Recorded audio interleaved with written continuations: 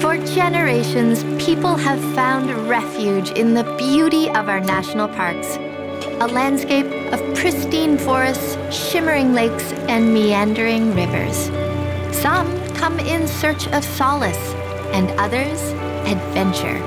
For those of us with childhood camping traditions, these cherished places call us back year after year, each visit bringing a new memory and a deeper connection with nature.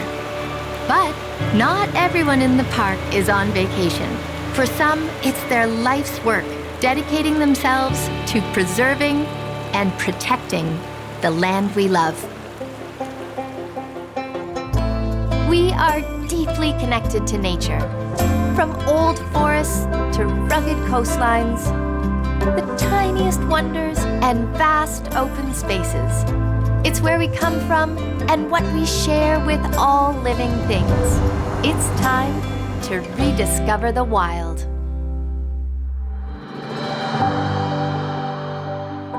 Every year, while thousands of visitors enjoy their camping and hiking experiences at Kejimkujik National Park and Historic Site, working behind the scenes is an ecology team of 20 people keeping a close eye on all things wild.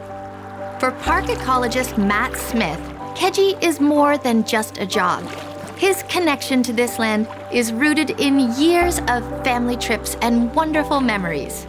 It's this deep connection that drives Matt's work today. The colors are amazing right now. The red maples are awesome. Oh, it's so beautiful. I'm Matt Smith. I work here as a park ecologist here at Kejimkujik National Park and National Historic Site. I work with lots of the different teams here on restoration, monitoring, all sorts of things. I used to come here with my family. My father was a scout leader, so I used to come here on scout trips. Lots of good memories. As I grew older, I got really fascinated with nature. I heard about people working at Keji, and so I applied, and I was able to work here as a park interpreter. That was 1993. It was the first summer I worked here, and I was hooked. I didn't stay in the area, like I went and worked at other national parks. I really enjoyed it, but it certainly didn't feel like home. Keji's very special. So this was like your first job and probably your last job. Well, probably. I would say, yeah, I'm probably going to be here until I retire. Keji's the third national park we have here in Nova Scotia, and it's the one that's interior but also has a part on the coastline, and it has a really interesting landscape. It has a lot of diversity, and it is in the southern part of Nova Scotia, which is an area that has a lot of unique species. What I do here at the park is we do some research, we do some monitoring, we do some restoration. And the monitoring part is really to see how the health of the ecosystem is doing over time. So we look at things like the forests, we look at the wetlands, we look at the coastal environment, and we look at the fresh water. Keji covers over 400 square kilometers, has 46 lakes and ponds, and more than 30 streams and rivers. This monitoring work is a massive task. We have a team of technicians that go out into the forest and collect data year after year. Our monitoring program really began in 2008, and we collect the same things year after year to see how the ecosystem is doing. At the end of that, with all this data, we analyze it and then create a report card sort of on how the health of the ecosystem is doing. And that way we keep track of all the things that are happening. And there's a lot of changes that are happening. So it's really important that we collect the data and then let Canadians know how the ecosystems are doing. Ecologically speaking, is Keji a success story? Oh, for sure. Yeah, definitely. You know, the fact that it was protected here back in the late 60s is really the success, really, because I think at that time, national parks were created partly for economic reasons. They wanted to have a place where people could go and camp and provide jobs locally, which it does. But they didn't even realize, I think at that point, how special it was in terms of the biodiversity. Blanding's turtles weren't even known to be here until the park was established or shortly before. Other species have been found in the park since. So some of that biodiversity is not because the park was here, but the park has helped protect it over time.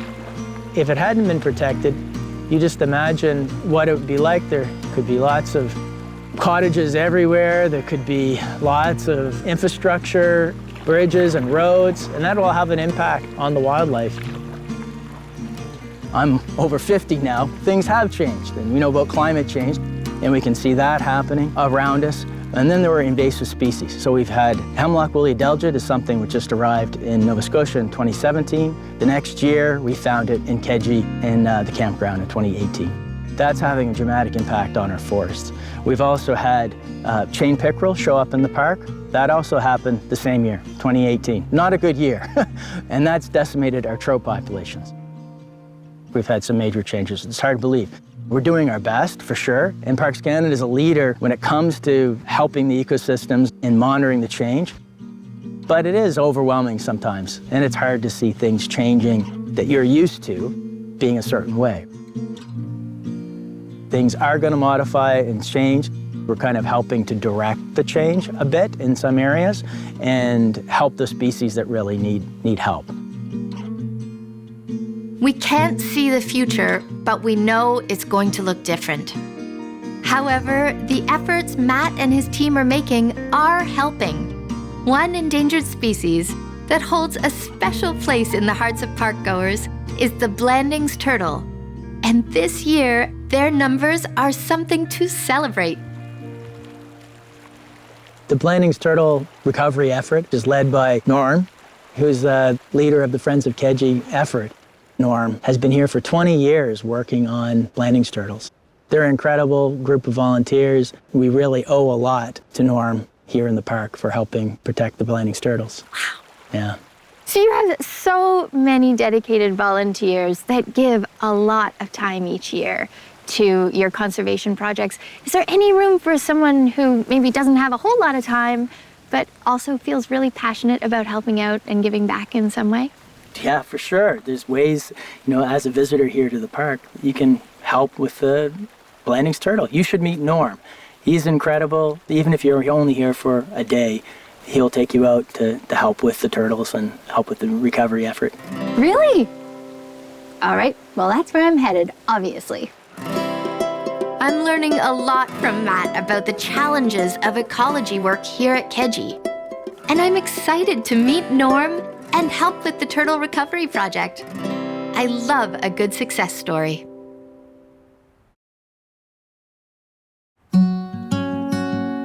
I'm meeting Norm Green from the Friends of Kejimkujik Cooperating Association. He's invited me to tag along on a late season check of the turtle nests. Hello, sir. Hello, welcome aboard. Thank you.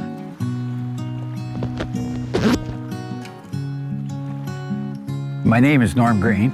I was an engineer as a profession. I'm retired now. I'm a volunteer at Kejimkujik, chair of the Friends of Kejimkujik Cooperating Association, and I coordinate the Blandings Turtle Recovery Program. Being out on the water in the pristine Kejimkujik backcountry under this big blue sky feels amazing. I can't believe how lucky I am. I think I understand why Norm has been dedicated to this project for 25 years. Okay, welcome to the beach. We're going up that path and we're going down that way. And we got to take all of our scientific gear. Originally, we came to Kejimkujik like most people do. We come and we camped, and for many years we just traveled the park by canoe and hiking. Now we're doing the same thing, but with a purpose. So it's really giving back, I guess, is what it is. Off we go. All right. Just watch your step. At this point in the season, the focus is on checking the remaining nesting sites for any late hatchlings and tracking the migration routes of these special turtles as they head to their winter habitat. So you're going on 25 years. 25th season this time, yeah. Huh. And some of the turtles might be the same ones that you started with? Could be, yeah. Could well be. Oh, that's really cool, Norm. What is a turtle's range? Probably a diameter or, say, a radius of 3 or 4 kilometers. Most of it's in the water. And they go fairly slowly. Oh, yeah, they're not quick. So to me, that seems pretty far for a turtle You know what year. a snail says when it's on a turtle's back? Yahoo! We start in June when they nest. The Blandings turtles tend to nest at night, and that's because they're cold-blooded, so they need to maximize the heat that they get. So they spend all day warming up in the sun, and then they do their nest attempts at night, and they lay eggs on the cobble beaches of the lake and also on the roadsides. They like warm spots. And when the turtles come and dig their hole and lay their eggs, then we put an enclosure, we call it, over the nest so that predators can't dig the eggs up. Then we leave that there until they hatch in the fall. So in the fall, we start checking the nest every day, looking for the emergent hatchlings. We keep the cage in place because we want to know what percentage of the nest is hatching, how robust are the hatchlings. Is this it right up ahead? This is the enclosure, we call it. Wooden sides and mesh top. And that's the hole. That's the emergence hole right there in the center. And you think that there might be more hatchlings There could be. in there? Yeah, okay. we're going to dig this nest up and see what's in it. Every nest is identified with a unique number so that we always know one from the other. So how many eggs are in each nest It then? varies, but let's have a look at my magic book. The turtle's name was Donna. We don't know how many eggs she laid, Okay. and that sometimes happens, but so far we've had 9 come out. So 9 hatchlings came out. Have come out so far. So, And that will be number 10 as an egg. and is that within the average Yeah, number? I always figure the average is 10. I think our record is 19. So this year, I figured we had 22 nests covered. So with an average of 10, that'd be 220 eggs. And right now, we're at 209 hatchlings. That's why I say we have such a good year. Wow. Yeah. That's a really good Yeah. percentage. But they dig through it. Oh, there's more shell. Yeah. Can I feel a bit of the shell? Oh, it's just like I expected. Kind of leathery, huh? Yeah. I'm going to give you a job. Okay. We're going to go to the nest card, and on the back we write the details of everything we get. So we're going to document this egg, so it will be number 10. Okay. Yep. Okay, now I'm going to measure this egg.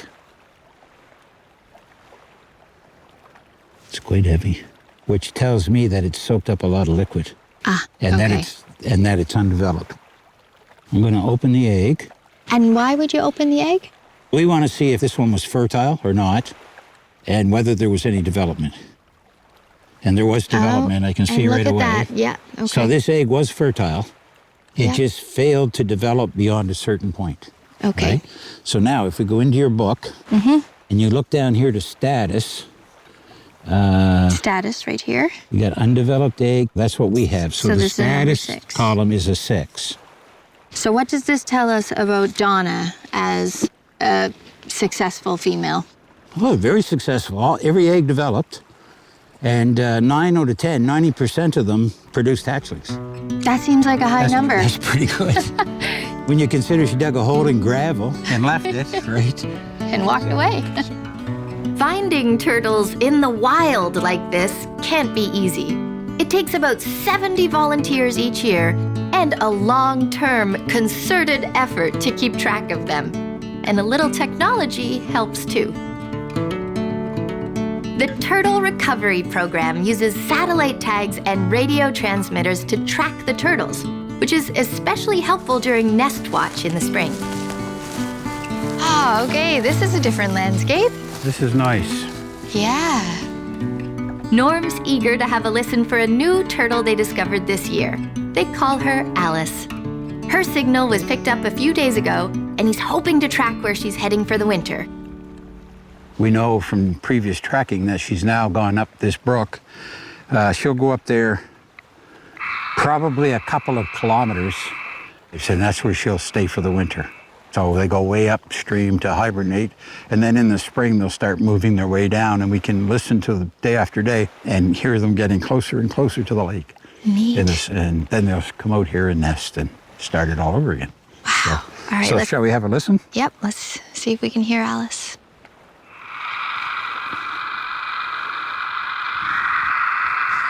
What are we going to hear? What you should hear is a beep, beep, beep.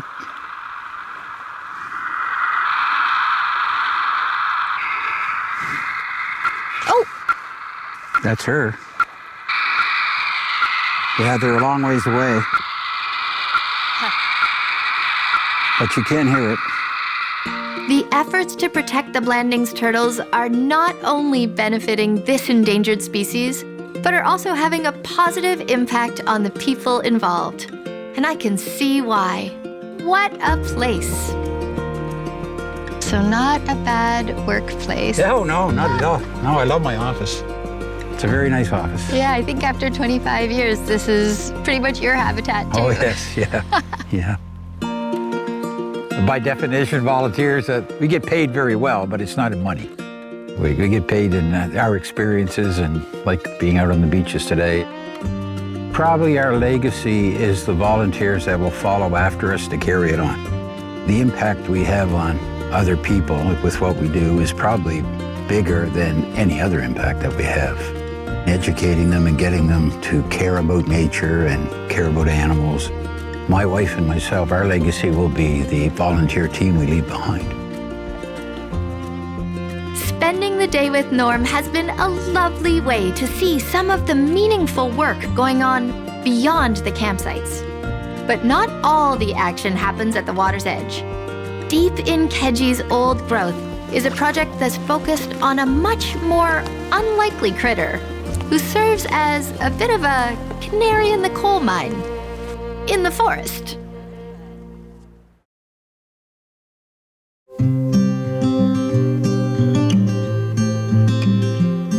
I'm happy to be in the Keji I know and love best, the forest. The Hemlocks to Hardwoods Trail is a gorgeous hike to some very special old growth. Life thrives in ecosystems like these, and so do I. I'm meeting Lorraine Lawrence, who's doing some great work with a tiny animal that has a big role to play, the unassuming salamander. Hey, Lorraine. Hi, Isabel. How are you? Great. It's so beautiful here. I'm Lorraine Lawrence. I work here at Kejimkujik National Park and National Historic Site. I help with the monitoring of different measures within our ecosystems to see and track the health of our ecosystems. I'm gonna head in this way to our monitoring site, if that works for you. You got it. You really love salamanders, don't you? I do, yeah. It's hard to have a bad day when you're just out walking in the woods, checking for cute little sallies. Oh my God, it's so lush. Yeah. So we're coming into our monitoring plot here. The red marker over there marks the center of our plot. Ah, okay. And out from there, we kind of have 4 lines where we're going to walk, and that's where we'll be looking for salamanders today. Wow, I'm impressed that you even found the place. Yes. And before we get into that, we always take a little bit of data when we get to our plots, so Okay. we'll start with that here. A lot of our data sets go back quite far. The salamanders that we're doing today here, we've been monitoring since 2003. So we've had data yearly. A lot of our other data sets are just as long, some of them are even longer. We have 4 ecosystems within the park: forest, wetlands, freshwater, and coastal at our seaside park. Within our forest ecosystem, we have 4 or 5 different measures that we look at to help us track the overall health and state of that ecosystem. So salamanders is one of those. Indicator species like salamanders tells you how the ecosystem is doing. Hemlock woolly delegate is changing a lot of our hemlock forests. As the canopy becomes thinner, we're getting more sun beating down. It's making the environment drier, and there's more wind that can go through, and the temperatures are higher. That tends not to be good for salamanders. We're really interested to see how the salamanders are doing with that change in the hemlock forest. So we've got our first board on this line right here. Where? Oh, okay. Yes, they kind of blend in after a year or two with the forest floor. They start to weather, but we have 10 on this line that we'll check, and this is our first one. Are we going to see a salamander? I hope What do you so. think? We just lift it up here And and check. oh, I don't see anybody under this one. nobody's home. Sometimes they're a little sneaky, hard to see, but typically you know pretty quickly if there's one under there or not. How big are they? They range from very small to you might have one about that long. We'll head to the next board here. We look specifically at what is called the family of lungless salamanders. And as the name says, they actually don't have lungs, which means they breathe through their skin. And that makes them very sensitive to environmental changes, particularly temperature, sunlight, and pollutions in the environment. That's the main factor that makes them a great indicator species. We've got board number 2 here. Okay, what's behind board number 2? Oh, Still nobody, but still lots of chances left. okay. On to the next. So we've got our next one here. Why don't you Okay. try lifting this one? Maybe it'll bring us good luck. Really? Yeah. Oh my goodness, this is like Christmas. Cross your fingers. Anyone? Oh, Check under these little leaves, but okay. I think it's Where? a no-go again. Oh, we do have some Oh! eggs, though. Oh, can you see those? They're little tiny eggs. Yeah. Is that salamander eggs? It is. Oh, wow. So they often use these boards to lay their eggs. It's a safe space. Okay, Yeah. so we should put this very gently back on? Exactly. You'll put it right back down the way you took it off. We're getting closer to our Sally. It's true, it is like one step closer on the treasure hunt. I feel like we're on the trail now. Yeah, we're halfway down this line now.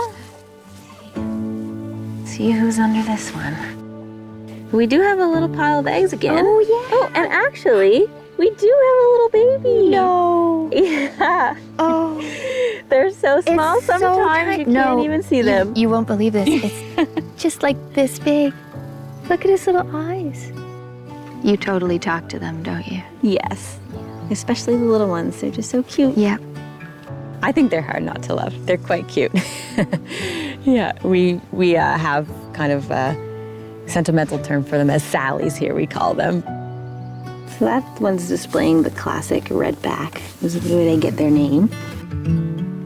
And you don't see them smaller than this, so we can assume this is a very, very young one. Yeah, that's the smallest I've seen. Well, and it's about to have company too, right? Yeah. With a bunch of eggs there and there. Yeah, hopefully those ones will all become little Sallies themselves too. Okay, well, I'm getting into this. Let's go. I feel like we did eggs and then a tiny salamander. Are we going to find a big one next? I hope so. Got another one tucked in here. Oh, we got another one. Oh, it's a big one. You have a very cool job. I agree, yes. Do you get as excited as I just felt when you find one? Yeah, I think 4-year-old me would be pretty happy about the work I'm doing now. It's true. It's exactly what a kid would want to do in the forest, Yeah, right? Just exactly. like look for salamanders. So what kind of story are you starting to form from this research?